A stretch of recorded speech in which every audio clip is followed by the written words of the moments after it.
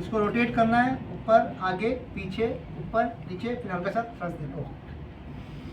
दूसरे साइड में किए, अब यहाँ पे ये हड्डी ऊपर उठी है, इसके ठीक ऊपर, यहाँ हड्डी के ऊपर ही, हड्डी के छोड़कर उसके ऊपर की साइड,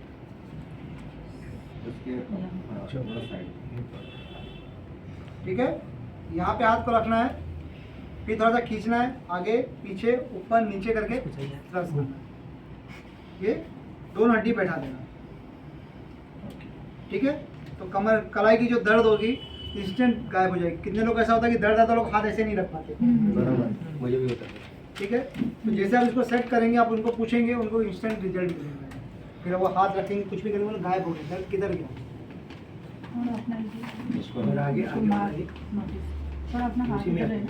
आगे से क्या हाथ ऐसा जरा करो, हाँ थोड़ा ऊपर से ऊपर ये लिया, ये लिया, पण ते रोज एकदम तिच्या वरतीच आहे ना, हा, वरती हा. एक वर खाली जातो खाली.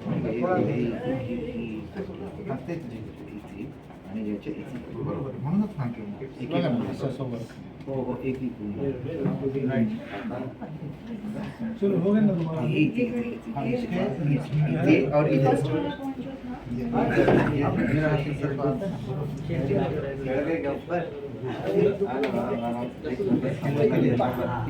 ये वाली